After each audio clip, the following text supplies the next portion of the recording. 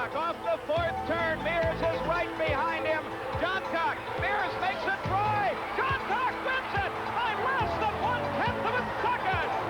1992. The finish is even closer, and this time it's Al Jr. and Scott Goodyear. The checkered flag is out.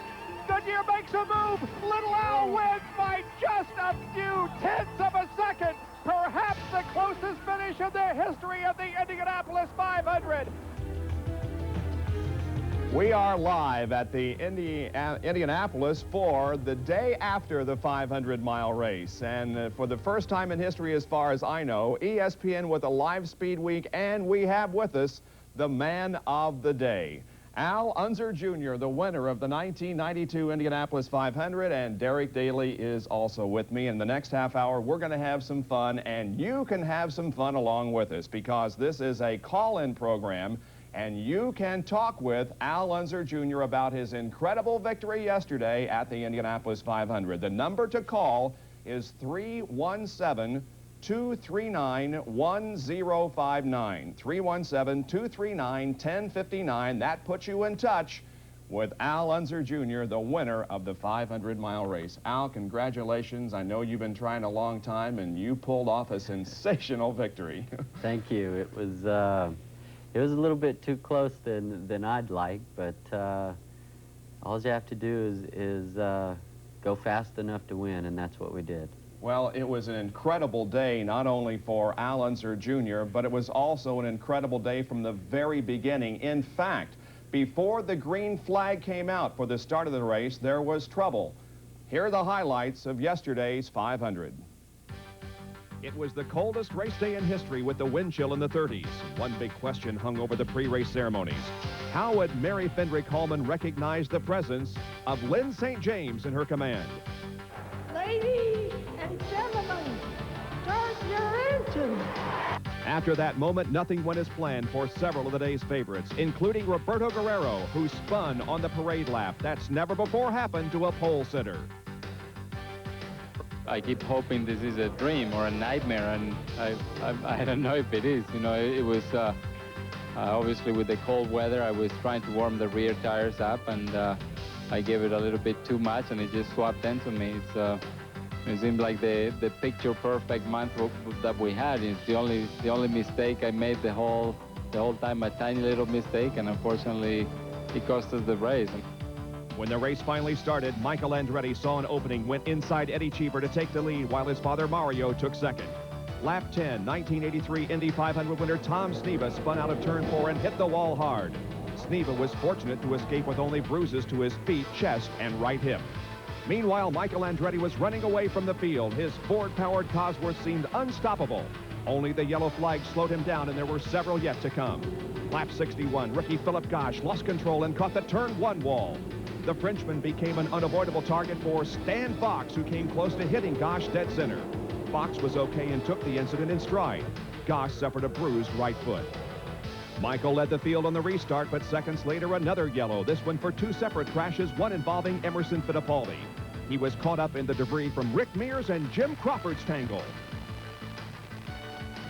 It eliminated the Penske hopes. In replay, you can see Emo's contact with the wall behind Mears and Crawford. All 3 drivers were treated for minor injuries and released. On the next restart, there was yet another crash. This time it was Mario Andretti. The frightening impact broke several toes and sent him to surgery overnight. Things didn't get any better for the Andretti family. Lap 109, and Jeff lost his right rear entering turn 2 and slammed nearly head-on into the concrete. Debris went flying everywhere. And as you can see in the lower right portion of your screen, Gary Bettenhausen in the yellow car became an innocent victim. Andretti suffered a concussion and multiple fractures to both feet and ankles. A little later, 1990 winner Ari Luyendyk crashed and lost his chance for a second Indy victory. Finally, some green flag racing. The 400,000-plus fans came to their feet when Al Unser Sr., strongest of the Buicks, threatened to become the race's first 5-time winner. And also threatening all the way from 33rd starting spot was Scott Goodyear. On lap 188, Little Al passed Goodyear for second, but no one was going to catch then race leader Michael Andretti. Then, suddenly, the Andretti bad luck struck again when his fuel pump quit working just 11 laps from sure victory. It was the worst of days for the entire Andretti family. That set up a battle, though, to the finish between Little Al and Scott Goodyear. Off up turn number 4, the young Canadian made one last-ditch effort, but it was Unser by 43 thousandths of a second, the closest finish ever at Indy. It sounds like there's some tears in your voice right now. Well, you just don't know what Indy means. Yeah, look at it. Raise your arm up. Last lap was flat out, and just any time that I got underneath them, the car would lose and slide out from underneath me, and it came close to the wall once or twice, but I thought, hey, we're here for one thing, and it was close, but we just didn't get it. Absolutely incredible finish to the 500. Now here is the injury update. Jeff Andretti did undergo extensive surgery overnight to repair broken bones in his feet and ankles. He's reported in fair condition, but will be hospitalized for quite some time. His father, Mario, underwent surgery for broken bones in the toes. He is expected to be released before too long. And Jimmy Vasser also broke his right thigh bone. He's in fair condition and is also expected to be released before too long. And Derek, I know that during the actual race itself, we really had concern for Jeff Andretti and his injuries. Well, that's right. It was such a great event for Al Jr., for Rick Gallis, for everybody associated with that team, and there's a lot of celebration that goes on. But there was a dark side to the race also, and Jeff Andretti, I just wish that injuries like that could be somehow taken down to a lower level. But however, it is one of the occupational hazards of racing, which is a great shame. But however, it was a great day at the end of it. All right, we're going to be back to talk with the star of the weekend. That is Al Unser Jr., and we welcome your calls here on Speed Week. 317-239-1059 is the number to call. We'll be right back.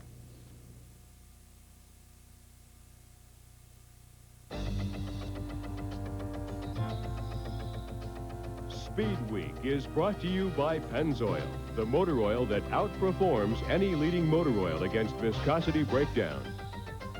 Oh, my God! I don't believe it! Of Speed Week here in Indianapolis, as we have as our guest the winner of yesterday's Indianapolis 500, Al Unser Jr., along with Derek Daly. We go to the phones for the first time. The number to call is 317-239-1059. Let's go to the phones for our first caller. Go ahead, you're on Speed Week Live. Hello, caller. Well, He was there. he was there. All right, well, we'll try to correct that problem. Let's talk about yesterday's race a little bit more. That Ford win streak ended in Winston Cup competition. Looked like it was going to carry over to IndyCar racing. Michael was so strong all day. Oh, yeah, really, you know, all the Ford Cosworths were strong all month long, and there was 4 of them out there, and we didn't figure that all 4 of them would break down, so we had a team meeting Saturday before the race, and we just said, look, we'll just do the best job that we can do.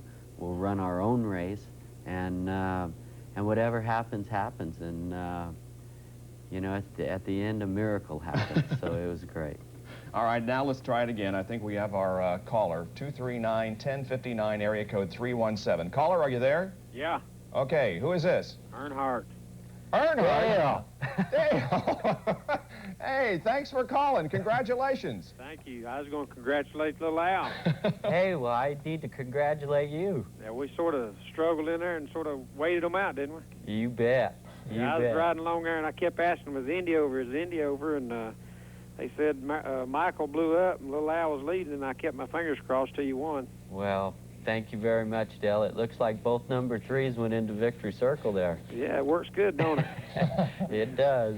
Now, I know you two race together a lot in the IROC series, and Dale, I know you've sort of adopted little Al as your buddy. You two seem to draft together so well, and you do work together closely, don't you? Well, pretty good, except when it comes down to the white flag, he sort of tries to run over top of me.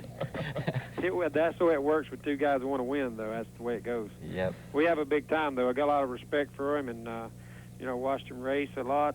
He's definitely a racer. How did your day go yesterday? Tell us about the Coca-Cola 600. Well, we were just adjusting all day, kept working the car and dodging wrecks. Man, we had a lot of wrecks down there, and came through 2 of them, went down pit road to miss one, and through the grass to miss the other one, on the apron to miss the 3rd one. And it was a tough day there to start with, but we adjusted on the car and Richard and the guys didn't give up. They kept changing things on the chassis and the air pressure on the tires, and finally got to a happy medium there and sort of was just holding her own back there in third. And then that last green flag stop, the guys got us in and out and got down pit road good and back on the track good, and came out ahead of them. And they had to sort of run us down, and I think it wore their tires out and give up a little bit and enabled me to beat Ernie. Kyle faded way back. I was really surprised to see him fade back as much as he did, but Ernie and I had a good race the last 20 or 30 laps there, and I just knew he was going to get in under me any time, but he never did make it, and we just held our own there. Well, congratulations from all of us here at Speed Week, and I know from Little Al, huh? Oh, yeah, that sounds a lot like my race. Yeah. You know, just work on the car all day long, and making the changes on the air pressures did a lot for us, and the wings, and we finally got it to where it was pretty well balanced for the last half of the race. And so sounds a lot the same. A lot of crashes up here at the Speedway, and you know, a lot of people, as bad as they crashed, they did come out okay, and so it was good. Dale, once again, congratulations. Thanks for calling, and we'll see you down the road. Thank you. Congratulations, Dale. Thanks, Dale. You too. All right, we will be back with more of our live program from Indianapolis. 317-239-1059, the number to call to talk to Al Unser, Jr.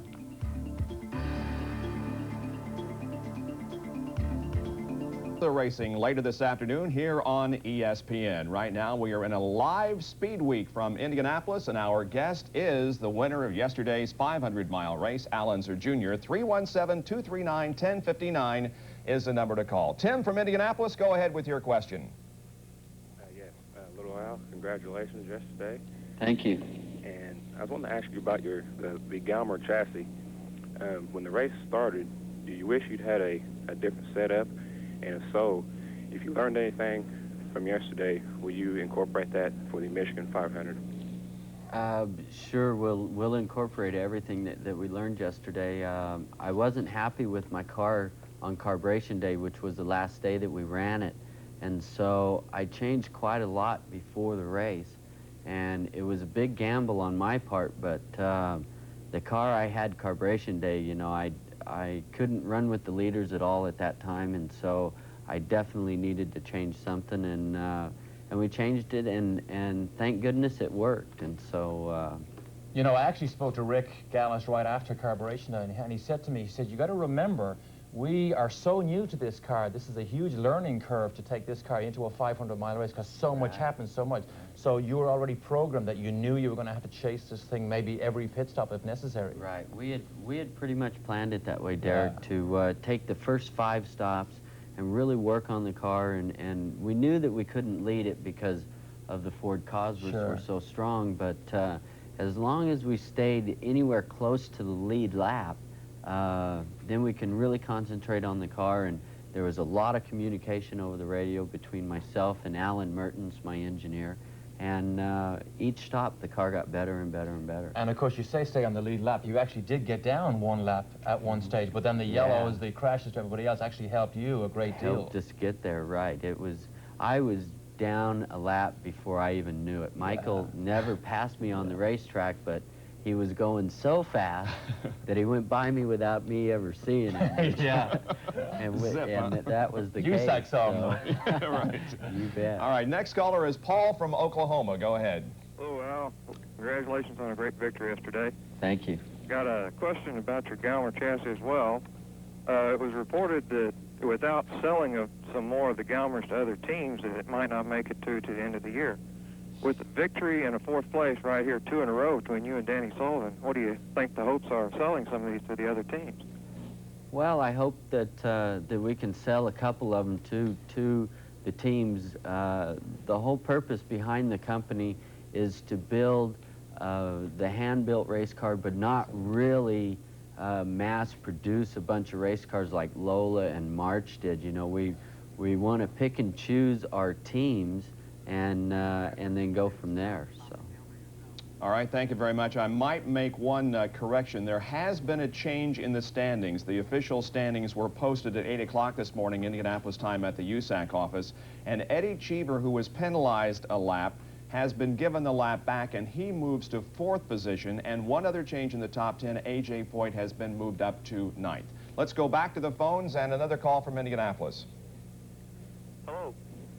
Hi, go ahead. I just want to say congratulations to Al Jr. It was a great race yesterday. Thank you. My question is, how did the cold conditions affect your strategy in the race? And if I might also ask, how did you feel when you saw Michael Andretti when you saw him on the inside of the racetrack on the back straight there? Well, the cold conditions actually helped us an awful lot, but they were going to help everybody. You know, the cold weather really makes the wings way more efficient, and Derek knows this as well as I, that the colder weather just gives you more grip to the ground, and we needed that really bad. The carb day, it was a very hot day, and the car was really not working well, and so as far as Michael falling out, you know, he dominated the race all day long. He's really dominated the whole month all day long, and my first thoughts was, you know, I did feel bad for Michael, but the second that I felt bad for Michael, Goodyear was filling up my mirrors, and so that was the end of thinking about Michael, and all my concentration went on to Goodyear and my car. You know, you mentioned that the cold weather actually helped you. We actually brought this out on the broadcast. It sometimes actually masks some handling difficulties in a car. Yes. But what about the tires? I mean, all the crashes happened very early after yellow flags. Were you allowing a couple of laps to let the tires warm up? Well, no, not really, because I was really trying to actually warm my rear tires up as much as I could. What bit Guerrero there at the beginning of the race was he was trying to warm up his tires also, and you put it in a low gear and you like light them up and get them hot, and that's what I was doing before we came upon any green. But you know, it's so hard to pass here once everybody gets going that part of the accidents could be been because you had to be so aggressive on the restarts. And you know, you saw Mario go by 2 guys, and then he went into 4 and he lost control of his car, and so he was trying to be really, really aggressive off the restarts, and that could have been some of it too. Got to take a break. We will be back more with a live Speed Week from Indianapolis. Our guest is yesterday's winner of the Indianapolis 500, Al Unser Jr. Back with more right after this.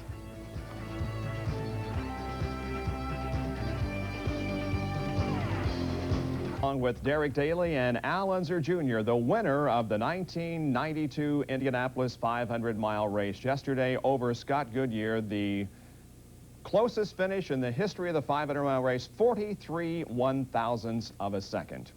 Now, Al, I don't think we've dealt so much with emotions here. I know a couple of years ago, before the start of the race, you radioed to your crew and you said, I love this place during the singing of Back Home Again in Indiana. This has got to be, isn't it, the most emotional experience that you've ever had? Well, it really is. You know, the Indy 500 to me means life itself, and I've grown up watching my dad race here and win here, and Uncle Bobby race here and win here, and I dreamed about just being in the Indy 500, and it gets so emotional for me that every time I qualify, and it's happened every year, I get done qualifying and I go down the back stretch and I get teary-eyed just because I've made the show, and that's an honor and a great thing within itself, is just making the show, and then to win it is just a dream come true. I can remember, Bob, when you won your first race, Al, in Portland. Yes. Remember the interview afterward? You could barely speak then, with tears also coming, being your first big event. But your relationship with Rick Gallis is very special, isn't it? I mean, that's such a long, long, ongoing relationship. Does he feel a similar emotional high as you do with such a successful race? We were in the pace car going around the racetrack at the end of the race, and we got into the short chute between 3 and 4, and he said, "Somebody pinch me quick." You know, he was just ecstatic. Yeah, well, very deserving win on the part of Al Unser Jr. and all the members of the Rick Gallis team. Great victory yesterday in Indianapolis. More auto racing is coming up on ESPN, and here's a look. Here's a look at what's coming up on TV in this week's Air Force Reserve Air Times. Immediately following Speed Week at 1:30 Eastern, it's the IMSA GTP Toyota Trucks Grand Prix from Lime Rock Park in Connecticut. Checkered Flag will have a half-hour version of the Indy 500 Tuesday afternoon at 2:30 Eastern. And finally, Speed Week will be back on Saturday night, June 6th at 7:30 Eastern Time. Morning breath. Welcome back to a live Speed Week from our studios in Indianapolis, Indiana, where yesterday Al Unser Jr. captured his first Indianapolis 500. He and Derek Daly are my guests. Now, let's go back to the phones. Danny from California, you have a question? Yes, I do. Okay. Congratulations, Al. That was a fantastic race. Oh, thank you very much. Sure. I had a question about the accidents. There's quite a few accidents, and during the qualifying laps, I noticed there's a lot of cars that were bouncing off the walls over there. Do you attribute this to the faster engines, the new Chevy engines and so forth, or what do you think is the reason for all these accidents? Well, I think, you know, it could have been a number of reasons, really. It could have been the cold tires because it was especially cold the night before the race, which brings all the temps in the tires down, and then also with the aggressiveness of the restarts that you had to have, because once you got up to speed, it was very hard to pass. Thank you, Danny. Al, you've now put away in your victory list the biggest race in the world. Now, you tested for Williams in Formula One. A lot of people talk about Michael Andretti in Formula One. Do you feel the lure to maybe consider the World Championship Formula One? Sure I do, Derek. It's something, you've been there and you've raced it, and you know, I hope someday to be able to go over to F1, and now that we won Indy, maybe maybe they'll look at me a little bit. Frank Williams still has your phone number. And I've got his. Yes, yeah.